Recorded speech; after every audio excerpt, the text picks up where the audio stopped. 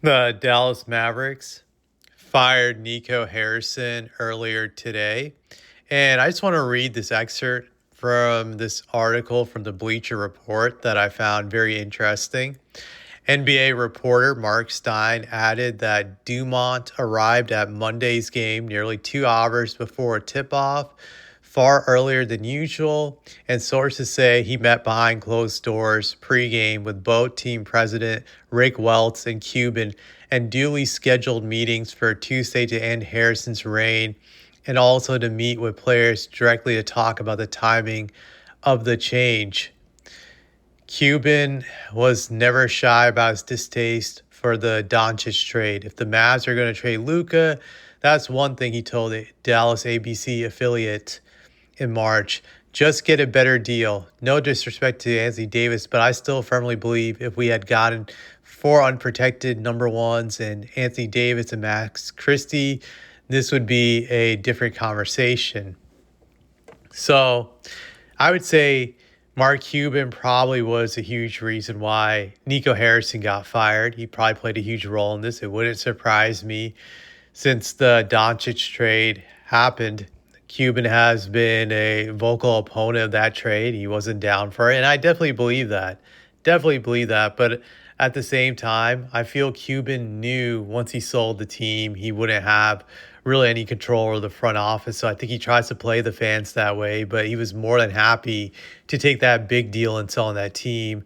That's one thing I don't like about Mark. He's not 100% innocent. He gave full control of this team to the Adelsons and allowed them to make this move by selling his team in the first place. He relinquished the power and he was perfectly fine with all the risks. But I just had to throw that out there.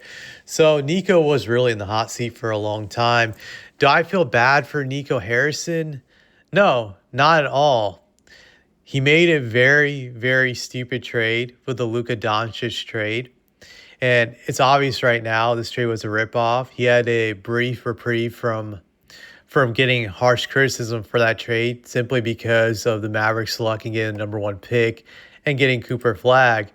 But it wasn't to last since the Mavericks record has been terrible this year after they were hyped up by the media to be one of the contenders in the West. Currently, they're 3-8.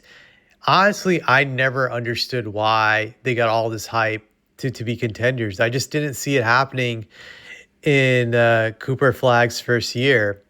Usually to win a championship with a rookie, that rookie has to be ready from the get-go, be a superstar from day one. Not to say that Cooper cannot be a superstar, but he's definitely not there yet. You have to be like Magic Johnson in 1980 or Tim Duncan when he was a rookie. Shaq, when he was a rookie, he was already a superstar player. There's just not many guys that have come out recently that are superstars when they're rookies. I would say back in the 80s, Michael Jordan, Hakeem Olajuwon, they were superstars the moment they were drafted. But it doesn't happen overnight. I even look at LeBron. He wasn't a superstar in my eyes, at least during his first 2 years. Then year three, he became a superstar. So it definitely takes time. And I never understood why they overhyped the Mavs, especially with Anthony Davis being injury prone and Kyrie being out. This was a team that was going to struggle. And I think because of the overhyped expectations, Mav fans kind of gave Nico a small pass for a brief minute. But once the season started, once the Mavs started struggling, they were back to hating this guy.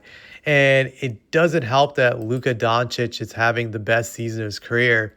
In a previous video I said earlier, like a few weeks ago, I predicted that Luka would be in the running to win the MVP. He was my favorite to win the MVP.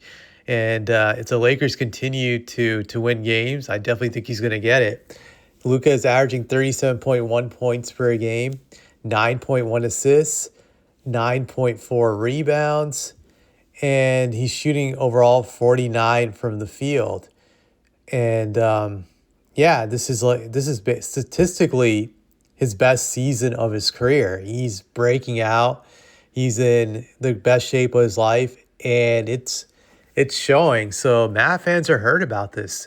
They're just like, what the fuck? We gave up a top three player in this league, and this sucks. We missed out on our guy's prime. We're not going to be able to enjoy it. And right now, Cooper is just not there yet. So yeah, we're angry at Nico.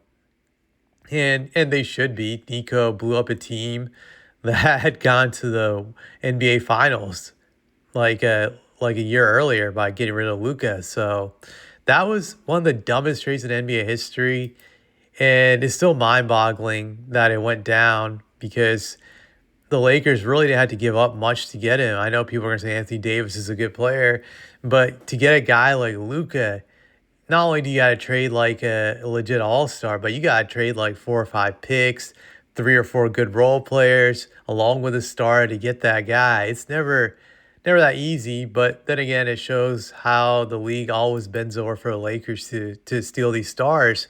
But I look at Nico as like he was like a plant for the Lakers in the sense this guy prior to joining the Lakers was with Nike for many years. He worked with Nike. He had relationships with Kobe Bryant and Anthony Davis. He was close to this guy. So that's where he has like that Laker connection.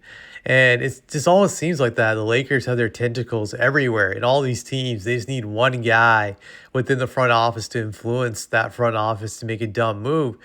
Granted, I also think Dumont, the guy who represents the Adelson family on the board of governors, I think he wanted to do this trade as much as Nico did. Nico's stupid, but I also think he's being painted as the fall guy. Granted, he was down with it. He should be equally to blame, but I think Dumont deserves the equal blame for this because I don't think him and the Adelson family ever wanted to pay Luka the supermax. That was one of the biggest issues. They didn't want to give him the supermax. They were very hesitant to do it, and that was the reason I believe that they went along with trading him. I definitely do. And Nico gladly took the part of being the fall guy. He had no issues with it. And he did that move because he stupidly believed that somehow Anthony Davis and Kyrie and just having a bunch of good role players could lead them to a championship, which to me was far-fetched. Anthony Davis is never going to be a number one guy on a championship team, and I like Kyrie, and I don't think Kyrie will ever be the number one guy on a championship team. His thinking was flawed, it was dumb, and it really hurt the Mavericks.